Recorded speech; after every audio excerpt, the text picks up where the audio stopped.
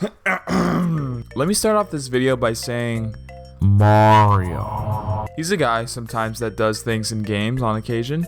I'm sure we're somewhat familiar with him. And this stubby little man in red is the star of one of the most fantastic 3D games. Hell, even one of the most fantastic games of all time, which I know is very near and dear to a lot of people who have played and grown up with it. That being Super Mario's Galaxy. Super Mario Galaxy. I mean, what other game would it be? I don't know, but this is the one I'm talking about. It's this game. This game is great. It's considered to be the true successor to 64, Fuck Off Sunshine, and I think it's worthy of that title.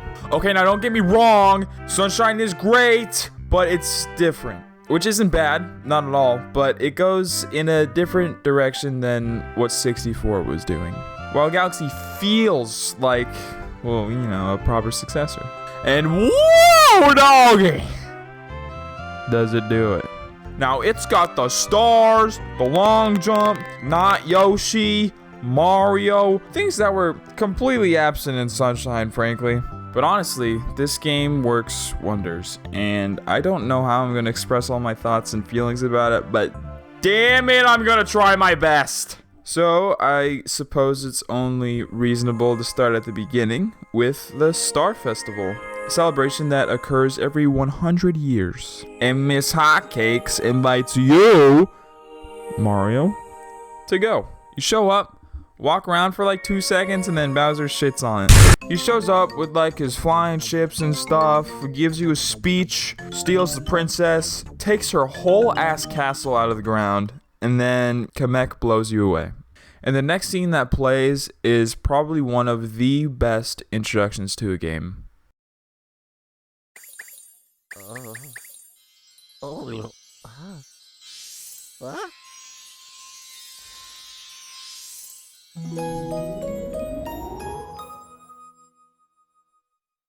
It's this moment right here, where you wake up on this small, quiet planet to be greeted by a little space blob, and you're introduced to the vast, almost empty void of space. This scene and the events that immediately follow it alone sum up the vibe of the game and what it's about. That feeling of loneliness and vacancy as you tread the rock and grass of this quaint little planet is a little somber, to say the least. But it doesn't feel sad, if that makes sense. It makes you feel eager to explore the place, as you're curious as to where the hell you even are. The only other things that are here are the lush environment and these star blob bunny things. And while they make you feel a bit more easy, as you know you're not alone now, you still can't shake the fact that you know nothing here. But that's exactly how it's supposed to be. I literally can't compliment this visual enough. It's so freaking good. I can't get over it. God, I'm gonna freaking cry. The way you feel and think about what just happened is almost unrivaled in any other game. I say almost because I can actually think of another prime example, and there's your hint, of a game that does this exact thing, and that's Metroid Prime. Just the first one though. In both of these installments, you start off with going about your usual business just for it to be ripped away from you. And now you're stuck exploring the unknown, whether that be a new planet or the entirety of space. It's amazing. And now you're off to grow up some bunnies. You get them all, and then you meet Rosalina, the overseer of the cosmos, basically. Yabba-dee, yabba-doo, this Luma goes inside of you. And now you're asked to go help out Rosalina, which then transitions into a nice introduction level. And the introduction segment lays out the foundation of what's to come, naturally.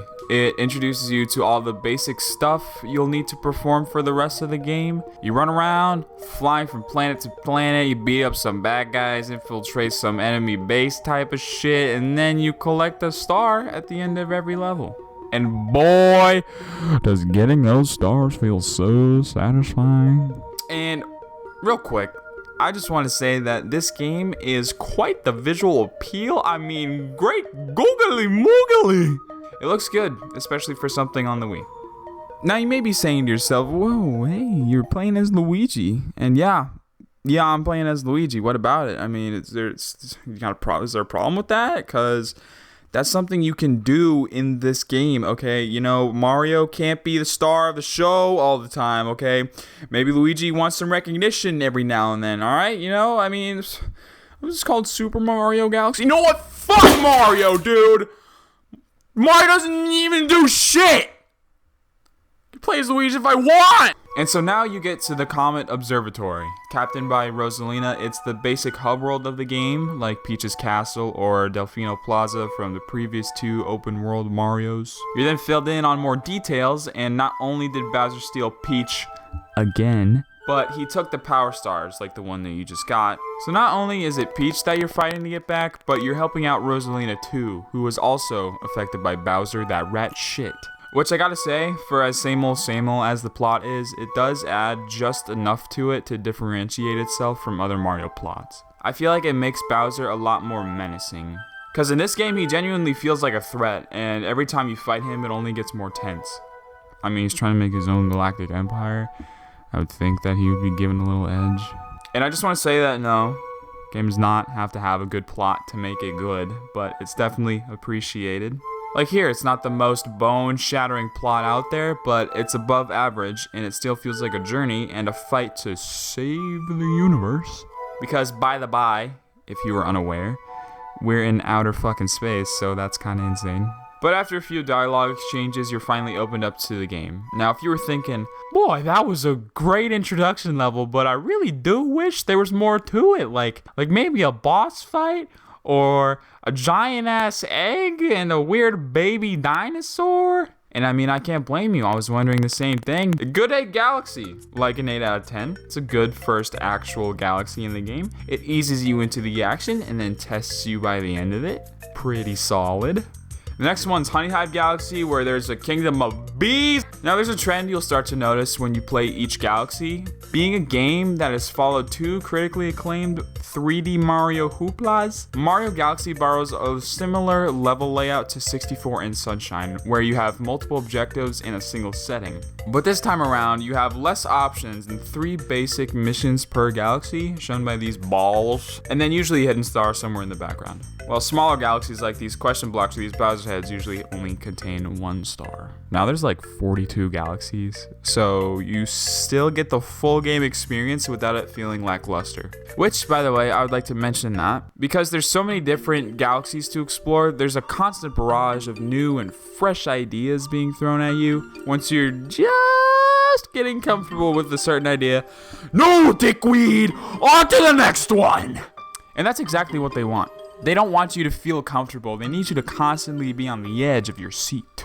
Like, you got the Sweet Land, the Freeze Flame, the Gold Leaf, which is just beautiful, by the way, and Toy Time. Like, who could forget freaking Toy Time? Everything is so colorful and unique, and it's big. Literally every idea in this game is perfect. Okay, I lied. I didn't mean that. I'm sorry. You do get a few doozies, like Bubble Breeze Galaxy, because literally fuck Bubble Breeze Galaxy, and Loop-de-Swoop can suck my balls. But also the very noticeable rehashing of ideas that were already presented to you. And now, I think would be the most opportune time to talk about the prankster comments. Okay. Now, I don't dislike the prankster comments. They're fine, alright? But they don't exactly add a whole lot to the gameplay, specifically the Fast Foe, Daredevil, and Speedy comments. The other 2, Purple Coin comments and Cosmic comments, and definitely the Cosmic comments, are a great extra little oomph to the galaxy. You know what I mean? Meanwhile, the other 3 are just kind of whatever. They make you replay levels, or at least certain portions of levels, with a very minor tweak. That being completing a level under a time limit via the Speedy Comet, or not taking a single point of damage with the Daredevil Comet, or literally just having things move more during the Fast Foe comments. It's all very whatever. It's not bad by any means, it's just nothing substantial, and it's a little tedious. I'm also very confused as to why there's only 2 Fast Foe comments in the game. I just don't understand why they'd put the effort in to do it and then make so few of them. Meanwhile, the Purple Coin and the Cosmic Comets Oh boy! I would make love to Cosmic Luigi right now and have him father my children if I wasn't making this video. The purple coins are cool. They come in the late game, and you know, just find 100 of the purple coins all over the galaxy and whoop-ah! You got a star. It's a good sense of exploration and whatnot. But literally, where the shit did this guy come from? You're just going about your business, you get into power stars, you introduce the prankster comets, you do a few of them, and then a cosmic comet appears. Well, what the hell is a cosmic comet? So you go for it to start the level, and then you're greeted by this blue fuck, and then he races you. There's no warning, no introduction, it just happens. And within the short time frame where you're introduced to him, and by the time that the race starts, you nearly shit yourself. And then you're off with an immense wave of fear and sweaty palms. You're very unsure of where to go, and you don't know how long it'll be. It's great. It's one of the better highlights of the game for sure. Alright guys, welcome back to another tier list video. Today we're going to be talking about the Mario Galaxy Comets. Now we only got 5 here, so let's make it snappy, alright? So first off, we got the Daredevil Comet. Now if you know me, I don't particularly care about the Daredevil Comet, you know, he goes into detail, you know, he can go fish for all I care, alright? Now, next up is the Speed Comet, alright? Now, he does it better than the Daredevil, right? He goes middle of the road, C tier, alright? Speed Comet, more bearable, but still just kind of, you know what I'm saying? So, next up is B tier, and for that, we got the Fast Joe Comet. Now, I don't know who Joe is, but I guess he's going kind of fast, you know. But yeah, he's pretty good, you know. He nails the sense of, you know, urgency kind of more than the last two, but there's only like 2 in the whole freaking game. Like, Joe, I don't even know what the hell you're doing, buddy, but you gotta up your ante, all right? Sorry, buddy, but Alright, next we got the purple guy from Five Nights at Freddy's. Purple, you know, you collect 100 purple coins. Good use of exploration. Very well-rounded number, I'd say. He goes A tier, you know. He's cool. He's a cool cucumber. Actually, you know what? A+. He deserves it. Alright, now last but not least, we got the Cosmic Comet, and boy, he's going straight in S. Alright, Cosmic Comet, he does whatever the Cosmic Comet does, and boy, does he do it well. Cosmic Comet. Wow! What a wonder. Alright, so yeah, that's really it for the tier. That's gonna be it for the tier list.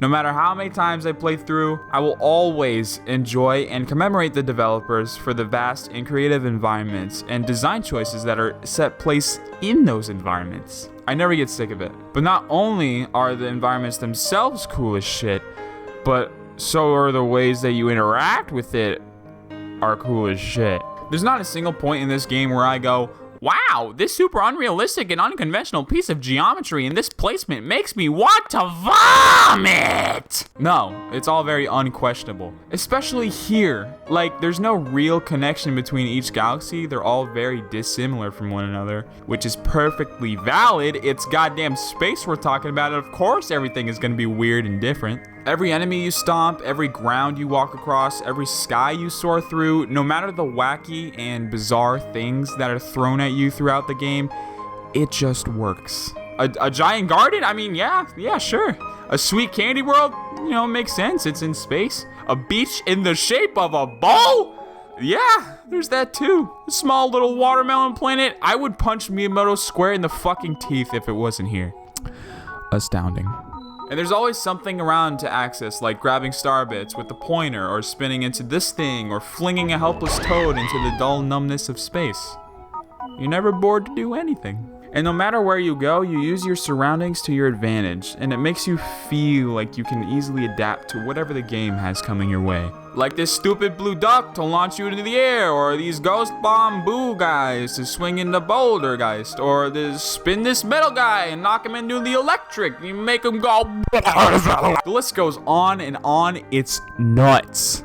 Like, probably one of the most fine-tuned examples of this is in Melty Molten Galaxy. through the meteor storm. It's one of the last levels that you're probably going to be playing in the game. You start the level and you head on through like normal, and then you quickly come across these 2 candle things that you have to light. Now, based on prior experience, you might think that there's a fire flower nearby to light these guys, but you search around and you can't find one. You start to get a little annoyed trying to figure out what you could possibly have to do here, and then you see him. The little fire dude cruising around. You have to lure him over to both the candles to light them, and then the launch star appears. Genius. It adds a little flavor of puzzle to a non-puzzle game, and it's very welcomed. And there's more puzzles like that, or hidden areas that can be found in the form of secrets, and golly gee, there's something to behold. I've never been so excited to rediscover the same thing that I already have the prior 4 or 5 times. Like, if you kind of just poke around a bit and you see something that makes you go, this looks weird and abnormal, chances are it's weird and abnormal. And no secret is necessarily hard to find per se, but it's not out in the open for you. You have to look for it. Most of the time it takes a bit of effort to find one, and it makes you feel very satisfied when you do. Like the hidden star in Beach Bowl. Now, who would really think to go over to this corner tucked in the back of the stage? Again, it's not particularly hard to get to, but it's just a smidge out of the way, and it makes it easy for some people to miss. And when you do find it, you take note, like, oh, a chest, I wonder what happens when I open it. But how do I open it? Maybe a shell that I've seen around the level could break it, and boom! Secret. Sometimes all it takes is collecting enough starbits through the level. You feed a hungry Luma, they explode, secret star. But at those moments where you go a little bit out of your way, or you try something out just to see what happens, it's so fun to be rewarded for your efforts. Unless that reward is coins, because coins are literally worth ass. And of course, a little extra pizzazz that gets tossed your way through your journey are power-ups. I mean, what's a Mario game without power-ups? I'm gonna mention what's probably the most needless power-up in the game, that being the Rainbow Star, as it's referred to. Of course, like other Mario games, it makes you invincible, but only for a limited amount of time. Now, the first real power-up you're introduced to in the game is Bee Mario. You can fly, walk on walls. He's got a sweet, juicy caboose. Next is the fire flower. And I mean, it's the fire flower. You shoot fireballs. That's about it. However, it is timed for some reason. I don't really know why, but it isn't very cool. But what's cooler, both metaphorically and literally, is the ice flower. It's also timed, but here you have the ability to walk on water and lava. And I don't know why I liked using it so much, but I just always have. The music is more upbeat and it suits the power-up very well, I'd say. A new addition is the Boo Mushroom, where you're a ghost. You float around, go through walls like twice, and be scary. Another new one is the Spring Mushroom, and I mean, I kind of like it. I want to like it, but it's just too springy. Now, if it was a Slinky Mushroom, then I'd be on board, but it's not, so I'm not. It's kind of cool, but it doesn't add a lot, and it's a little clunky and hard to time jumps at certain points. And something I prefer to using the Spring Mushroom is not using the Spring Mushroom. It's always fun to just kind of see what I can do without it, because I really don't want to use it most of the time. And finally, one of the most underutilized but coolest items in the game is the red star. Essentially, it acts as the wing cap from 64, but you can fly on command, and it's easier to control. And you get a cool outfit. Like, that's what? I don't know. It's used like once, and then it's just dropped. Like, what the hell is that? You can use it to fly around the observatory, but there's really no use for it because you can go anywhere in the observatory without it. Now, if they added like an extra secret area that could only be obtained through the red star, then that would be cool.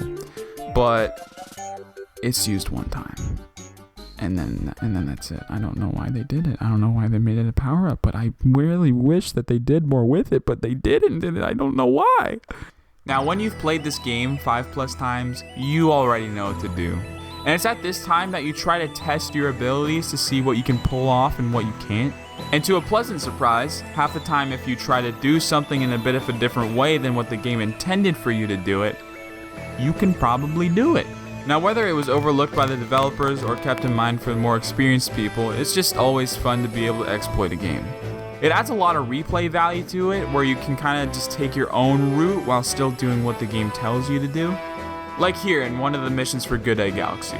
You're supposed to gather these 5 blue star chips so you can activate the pole stars to be able to reach the launch star in the middle. But a decently executed long jump from the platform will also do the trick.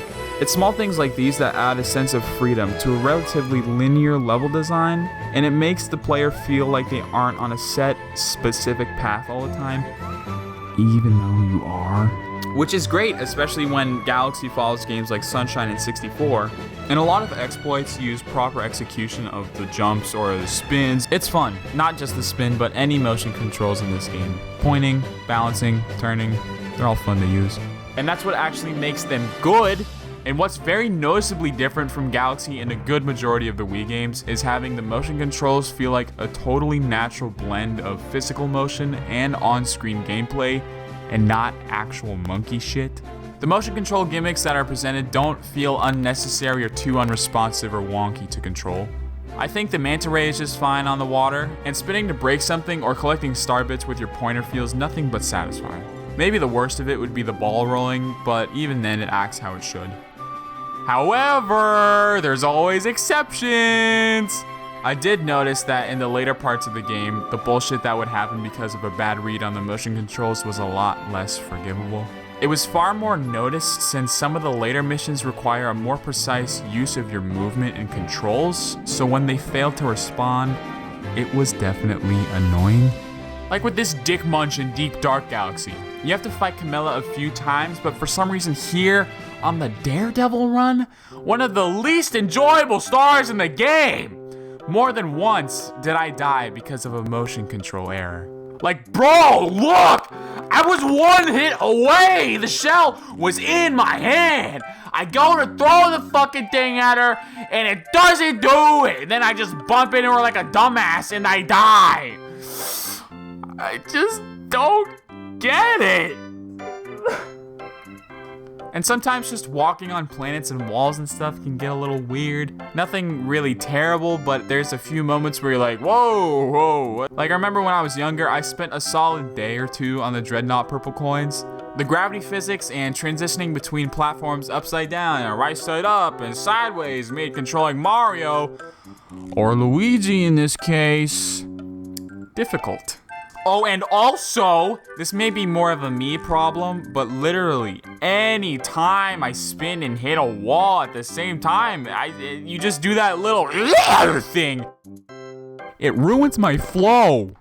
Now lastly, to kind of tie it all back to the beginning, is the atmosphere.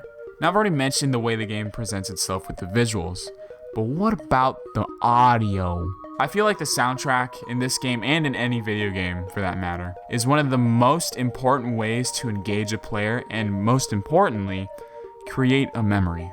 No question. And Galaxy definitely did that. I mean, that tune for the Dreadnought purple coins and other purple coin missions gives me goosebumps just because of those memories attached to failing those levels over and over again. It's a diverse soundtrack too, just like a game should have, with upbeat, soft, eerie, and intense tracks. It's all there. And there are many memories of me waking up early, rushing to get ready, and sit on my couch at 6 o'clock in the morning to play Super Mario Galaxy before I went off to school. The darkness of the early morning combined with the captivating and colorful visuals and the quiet, fun, and immersive soundtrack made an experience for me that I won't forget. Even if it was just for 10 to 15 minutes at a time before I had to go. But I know the first thing I did when I came back home was to boot the game right back up again, picking up where I left off earlier that day. And that pretty much wraps things up. But this game, and I never really thought about it before, just may be one of my favorite games of all time.